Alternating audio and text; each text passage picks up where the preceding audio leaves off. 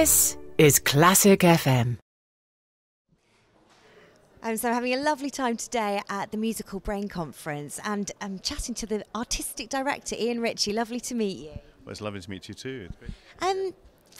Ian, today you've got academics from so many different fields here and different countries. They've all come together to debate the music of Beethoven.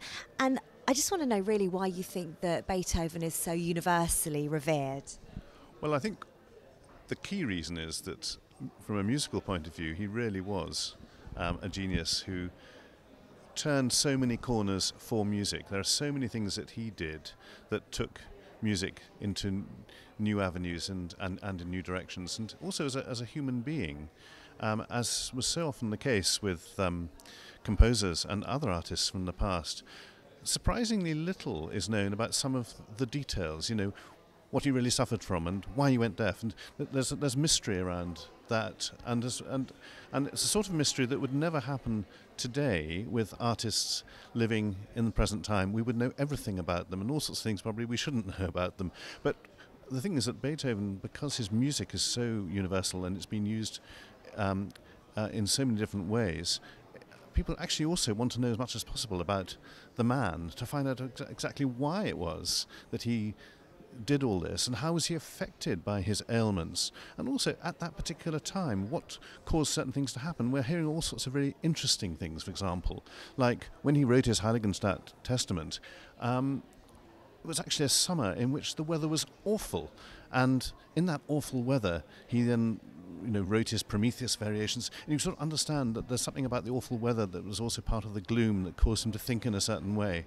And actually, by coming to a conference like this, one's hearing so much about context that you get to know the music and the maker of the music so much better, and that's actually rather important. Yeah, and it's lovely to get to know the man, isn't it? Absolutely. Also, when you mention the coming together of scientists, of doctors and musicologists, what it's also doing is revealing ever more significantly the truth that music is so much more powerful than just a medium of entertainment. It actually has very, very strong healing powers, as the musical brain over the years will hopefully prove. But also, it has this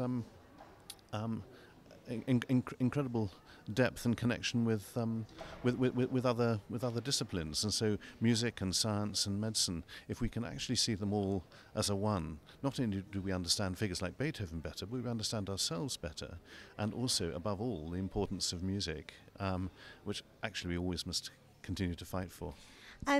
Well, this is quite a big question, actually. What do you think the answer is to the Beethoven question? Can art make life worth living? Short answer, yes. But to explain how one gets to that answer is, I hope, a little more, if not complicated, a bit of a sort of a deeper set of questions. But no, clearly music and art have great powers beyond the very quickly explained aspects of dance and entertainment and so on.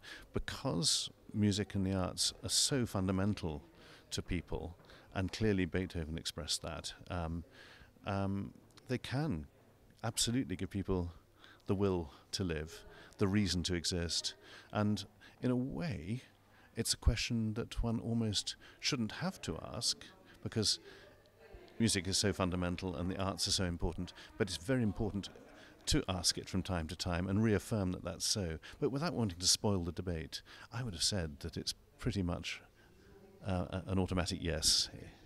Thank you so much. So interesting, and thank you for organising the event. Great pleasure. Thank you.